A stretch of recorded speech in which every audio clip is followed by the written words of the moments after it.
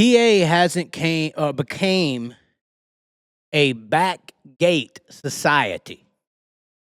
What do you mean by that? You run as many classes as you can so that you can get as many pit passes as possible and as many people to show up as possible, and that's how you pay the bills with the back gate.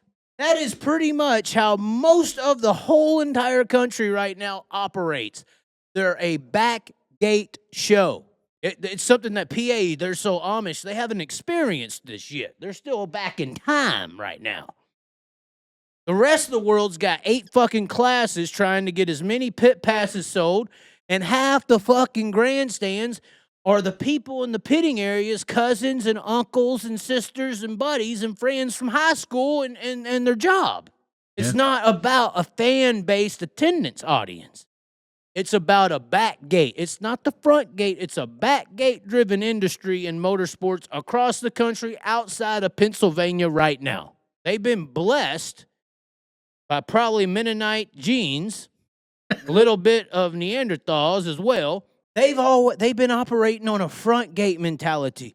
They've been paying the bills on the people showing up to watch the fucking races all this time. So now these PA people, they finally got stretched out. They started trying to split, Lincoln and Port Royal's kind of been the issue on the Saturday night shows. And they're looking at the money. They're looking at the streaming coming in and doing what they're doing.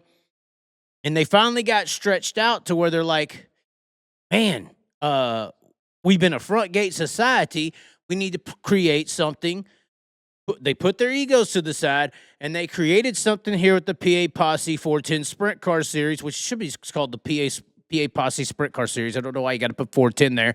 They put their egos to the side. They're like, all right, we're going to do a front gate mentality show here, and they put together a schedule that I think this is honestly going to be a huge solution to retain or to obtain a front gate mentality. This is their schedule that's coming out, and once again, PA hasn't experienced this back gate mentality that I just described to y'all, where they got like 8 classes and more cars in the pits than fans in the grandstands, and the fans in the stands are the sisters, the brothers, the cousins, the coworkers. That's the rest of the world. PA still works on a fan-based mentality. So you have this schedule here, and it's not the best in the world. I mean, obviously, it's very lean towards Port Royal, Williams Grove, and Lincoln.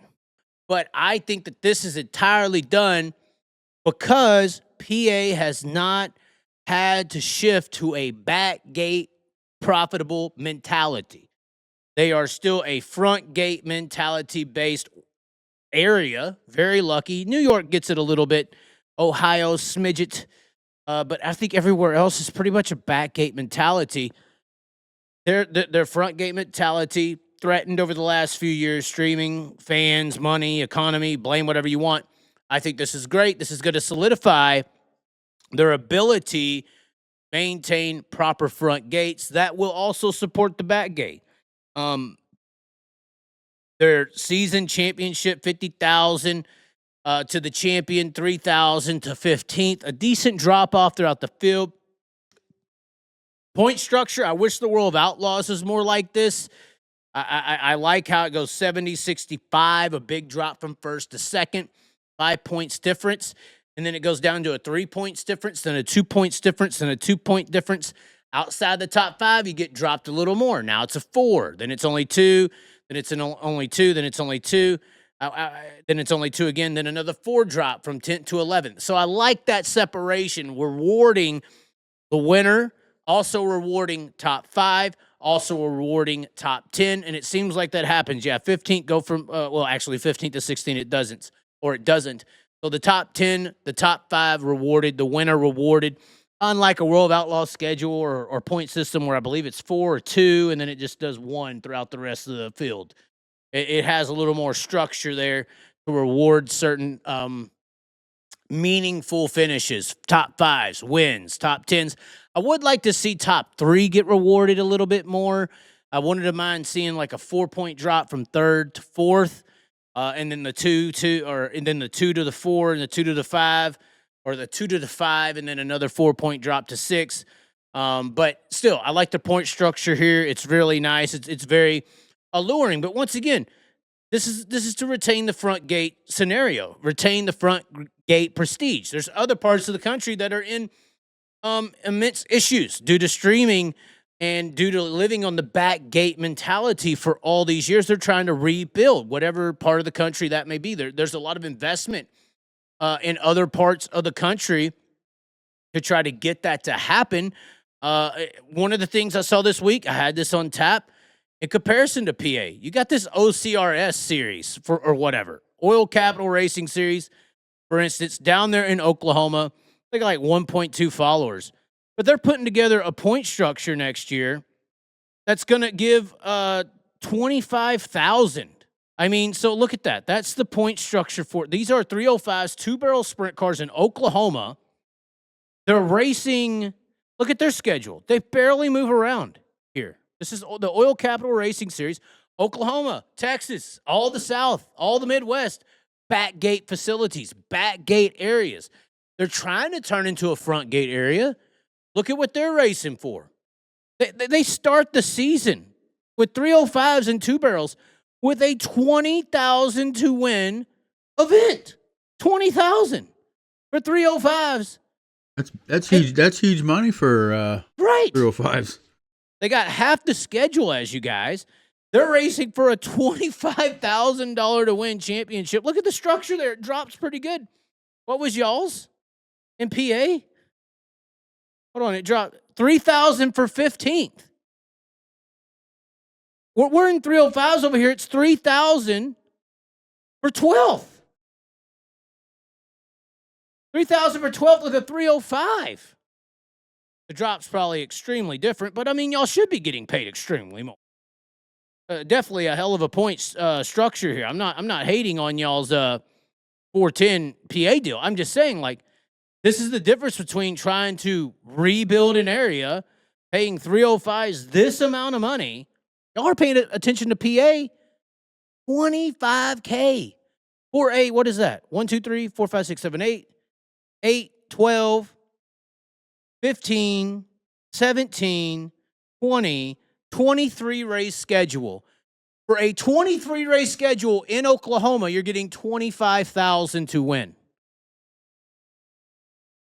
Y'all are in PA, and we can already talk about how much it costs to run that series.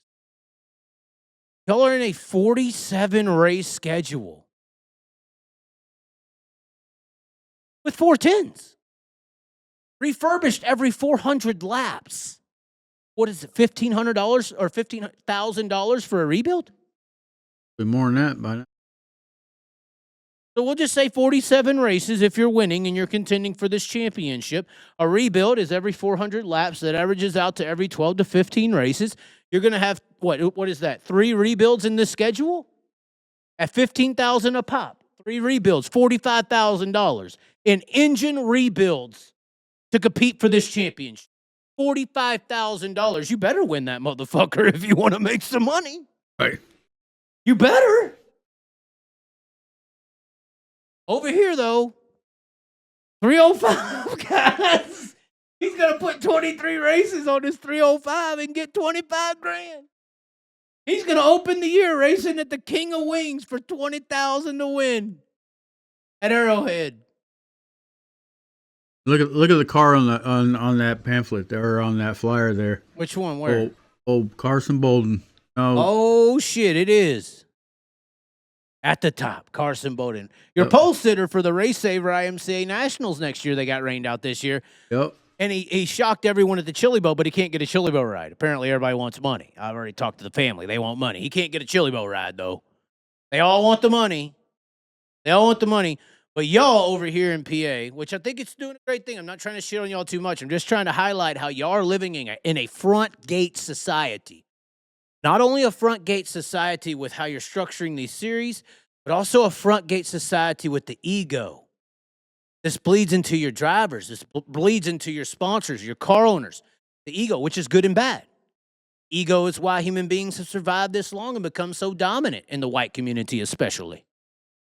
It's colonialism. Colonialism is ego at its prime, to be honest. So You have this ego where you think this is such a big deal, but it's only that ego because you're in that front gate mentality. You're cool now. You go to PA, you win the championship, you're badass. This is all cool. This is helping the teams. This is helping everybody compete. But once again, 410 engine rebuild at 400 laps is around $15,000. It's a 47 race schedule. I know Michael Hefner's already made his post on Facebook about people bitching about the cost of racing. It's racing. Just spend it. It's a hobby. Well, they're trying to put these numbers out here to make it look like it's so great and grand and everybody's going to make some money. We're talking about a season champion who doesn't damage a wing, doesn't even burn through a tire. Hold on. Do we add the tire bill up, Sean? You don't. What do we want to add up? I just added up the engine rebuilds. 15 races. 400 laps, 15 races for 410 motors, the engine rebuild at about $15,000 a rebuild. Yeah. You're going to have to do 3 of them to run this series. How many tires? Like I said, I didn't even add up tires. I mean, do we want to go into tires? Do we want to go into gas, diesel? Do we want to go into labor? Do we want to go into... Obviously, they're not racing, for 50,000 every week. I think, what is it, a 6,000? Every race will be 6,000 at every event to win and 600 to start. So that's decent, right? So they can win that on top of winning this points championship. But once again, I think I'm not trying to shit on it because I think, once again, you guys in PA, y'all have been able to live on a front gate mentality way longer than everyone else. Like, way longer. And this series is potentially going to preserve that a little longer.